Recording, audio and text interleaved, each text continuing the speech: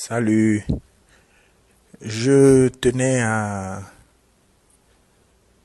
parler par rapport à la situation du Mali et à faire une petite analyse dessus parce que j'espère que tout Africain et surtout tous les panafricains ont pu comprendre le jeu qui a été joué au Mali par les Occidentaux, la France et les États-Unis en tête et en particulier. Ça a été un jeu, un scénario magnifique qui a permis d'embrouiller les pistes jusqu'au dernier moment. Mais si vous êtes un routard, un habitué des techniques diaboliques de ces pilleurs, de ces voleurs, de ces vautours, la minute où vous voyez Juppé aller à la télé et dire qu'il faut que l'ONU aille sauver le Mali, alors tout se met en place dans votre tête. Si ça n'avait pas été le cas depuis le début de cette histoire. Avant de décortiquer,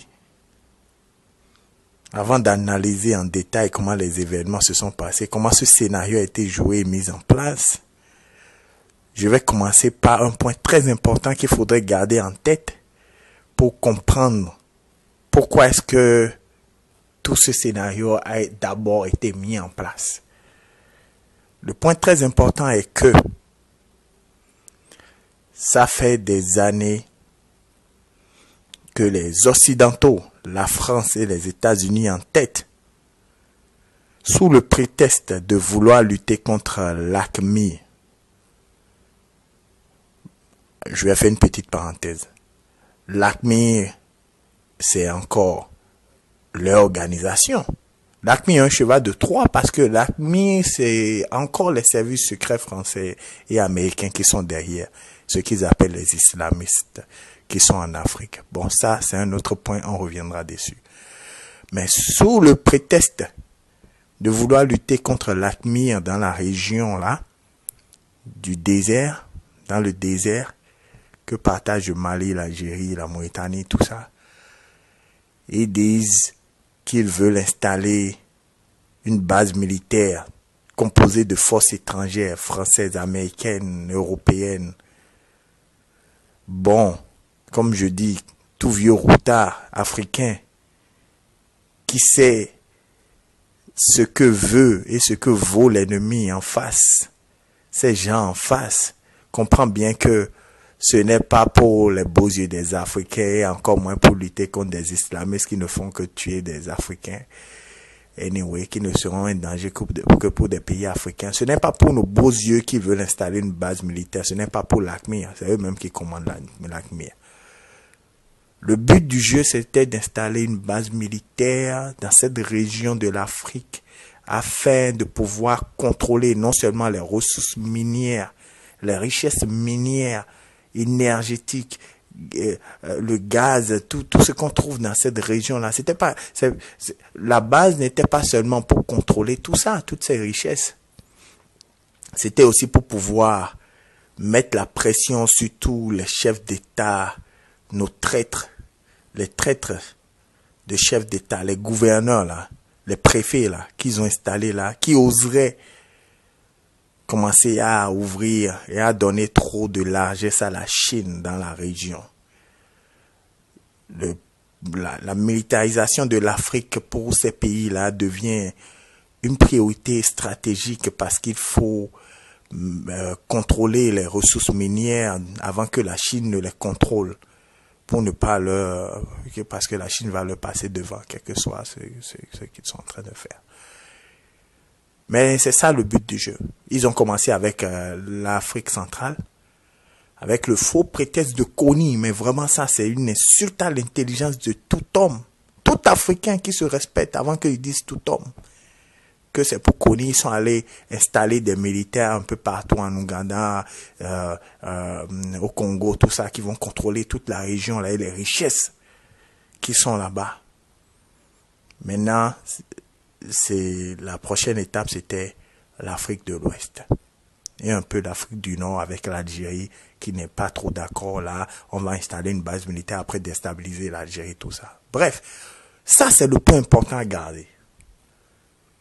Mais, voilà que le gouvernement malien s'est toujours opposé à ce qu'on installe des forces étrangères sur son territoire, qu'on installe une base militaire étrangère sur son territoire. Alors, qu'est-ce qui s'est passé?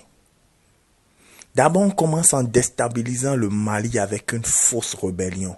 Tout le monde sait aujourd'hui que la rébellion Touareg, la soi-disant rébellion Touareg, est soutenue, financée, armée par la France. Alors, on déstabilise d'abord le Mali avec une rébellion Touareg. Au moment où la rébellion Touareg est en train de combattre avec les forces maliennes, mais n'ont jamais réussi à prendre une ville. Qu'est-ce qui se passe? La communauté internationale, l'ONU, CEDEAO, tout ça, Union africaine, ne se sont pas proposés pour aller aider le gouvernement légitime à lutter contre les rebelles. Tout le monde s'est tué. Vu que les rebelles, faux rebelles, armés par la France, là, n'arrivaient pas à avancer, qu'est-ce qu'on fait? On organise, deuxième étape, on organise un faux coup d'État. Le faux coup d'État a plusieurs buts. Premièrement, le coup d'État déstabilise complètement l'État malien. Ce qui ouvre la porte aux rebelles qui avancent et prennent des villes. Ce que ces rebelles n'arrivaient pas à faire alors quand il y avait le gouvernement. Pourtant, les putschistes, ceux qui ont fait le coup d'État, reprochaient à l'ancien gouvernement de ne pas pouvoir protéger le territoire malien. Mais en quelques jours, là, les rebelles ont pris encore plus de villes ont pris des villes qu'ils n'arrivaient pas à prendre sous le gouvernement malien, sous ATT. Je ne dis pas que ATT est parfait, mais il avait ses désaccords et ce désaccord vital, crucial qu'il avait, qui était de ne pas laisser une base étrangère s'installer, a décidé de son sort, bien qu'il ait été un bon sous-fifre aussi. Donc, le but premier du coup d'État est de faire tomber, casser complètement l'État, le fonctionnement de l'État, ce qui fait qu'on ne peut plus défendre le pays efficacement. Les rebelles avancent alors. Deuxième chose, les soi-disant rebelles, les soi-disant putschistes, qui sont aussi instrumentalisés par la France. La France est derrière. Qu'est-ce qu'ils font? Ils ne défendent pas le pays. Ils restent là à parler, ils font semblant d'avoir des querelles. Pendant ce temps, les rebelles avancent. Jusqu'à là, la CEDEAO n'essaie pas d'arrêter les rebelles. Rien du tout. Ensuite, troisième étape, qui est aussi un autre but du coup d'État. On met un embargo sur le Mali. Alors, pourquoi est-ce que c'était un but du coup d'État aussi?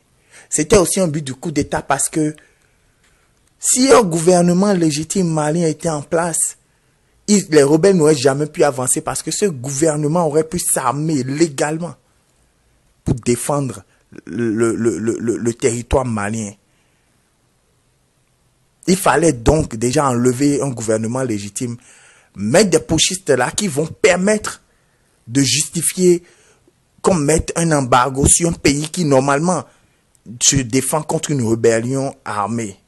Je veux dire, si le but était à ce point de sauver le Mali, oui, il y a des putschistes, mais il y a surtout une rébellion qui prend le pays. Des gens sensés auraient fait quoi? Les putschistes, on les aurait gardés à l'œil et on les aurait aidés à battre la rébellion et ensuite à remettre l'ordre constitutionnel en place sous la pression. Non, c'est pas ce qu'on a fait. On met la pression tout de suite. C'est un pays qui a besoin d'acheter des armes, qui a besoin de faire entrer beaucoup d'argent pour pouvoir se défendre et se reconstruire face à cette rébellion qui avance. En fait, tout ça dans quel but? dans le but que le recours à l'ONU et aux forces étrangères soit l'ultime recours que le Mali ait pour se défendre. Maintenant, officiellement, on peut demander à l'Europe, aux Occidentaux, aux États-Unis, à la France de venir sauver les Maliens. Maintenant, on peut le faire. Parce qu'on va dire, le Mali est sous embargo, ils ne peuvent pas se défendre. De toute façon, même si les Maliens avaient envie de se défendre, ils ne peuvent même pas, parce qu'on leur a tout coupé. Voilà comment on dit qu'on les aide. Et maintenant, donc, la seule façon qui reste pour les aider serait donc d'envoyer les forces étrangères qu'on a toujours voulu installer. Une fois que ces forces vont rentrer, un peu comme au Congo ou en Côte d'Ivoire, elles ne repartiront plus jamais. Pourquoi? Parce qu'elles ne sont pas là pour défendre qui que ce soit ou pour empêcher quelques massacres que ce soit. On a vu en Côte d'Ivoire, elles étaient là quand on a tué des milliers de civils et qu'on continue à les tuer aujourd'hui. On a vu ça au Congo, on voit ça au Congo. Elles sont là, c'est elles-mêmes qui pillent et violent les femmes, tuent, violent, pillent les richesses. Voilà à quoi ces forces servent. Alors, comme au Congo et comme en Côte d'Ivoire, on va envoyer ces forces là-bas pour contrôler. Et elles ne partiront plus jamais. Voilà comment est-ce qu'on militarise. Et voilà comment on contrôle militairement l'Afrique. En montant des scénarios rocambolesques. Voilà la situation du Mali. Je sais que je me suis un peu emporté dans mon analyse. Mais il y a des points qui touchent. Et il faut que tout Africain se réveille et commence à comprendre la niaiserie de démocratie ou d'universalisme ou je ne sais pas quoi, tout le monde sème tout ça. Ce sont des discours. Il faut savoir faire la part des choses entre des discours et le monde réel. Et dans le monde réel, on ne nous fait pas de cadeaux. La paix viendra quand on sera dans un monde de paix. Pour l'instant, on est dans un monde où les gens ne blaguent pas avec nous. Nous devons donc comprendre que pour survivre, il faudra qu'on se défende et qu'on comprenne qu'il faut qu'on se défende, qu'il faut qu'on se batte. C'est ça le mot. Donc voilà le scénario qui s'est joué au Mali, le faux prétexte. Et, excusez-moi, j'ai oublié un point. Pendant tout le cours de la rébellion, nous n'avons jamais entendu parler de l'AQMI. Comme par hasard, aujourd'hui l'AQMI apparaît et il faut que le jour, et c'est ce jour-là que Juppé décide d'envoyer des soldats pour sauver contre les islamistes. Ces islamistes qui apparaissent et disparaissent au bon gré des intérêts des Occidentaux. Voilà. Maintenant, des forces étrangères iront au Mali, occuperont le Mali et mettront le Mali et l'Afrique de l'Ouest sous dictat. Nous mettrons au pas. Contrôlerons l'Afrique de l'Ouest comme on contrôle le Congo. Voilà ce qu'ils veulent. L'Afrique centrale complètement cassée. L'Afrique du Nord complètement cassée. Et maintenant l'Afrique de l'Ouest complètement cassée. En proie des guerres.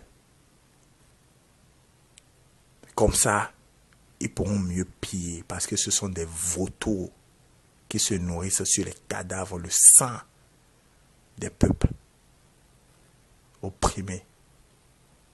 Voilà, j'espère que mon analyse vous aura ouvert les yeux. Faites des commentaires, posez des questions, d'accord, pas d'accord. C'est mon analyse, je ne dis pas que c'est la vérité, mais je pense que c'est comme ça que les choses se sont jouées. Fausse rébellion. Faux putsch pour pouvoir justifier l'embargo qui empêcherait et empêchera le Mali de se défendre afin de justifier le dernier recours qui serait l'occupation militaire, c'est-à-dire faire venir des forces étrangères européennes, américaines, installer une base militaire au Mali, ce dont ils rêvaient depuis des années et que le gouvernement officiel malien refusait. Il y aurait eu un gouvernement officiel au Mali, il n'y aurait pas eu le coup d'État, que le gouvernement malien se serait défendu et que les rebelles n'auraient jamais pu prendre une seule ville parce que, dos au mur, le gouvernement malien avait toujours les moyens de légalement s'acheter des armes pour défendre son territoire. Donc ces rebelles n'auraient pas pu faire grand-chose. Voilà. Merci. et à bientôt.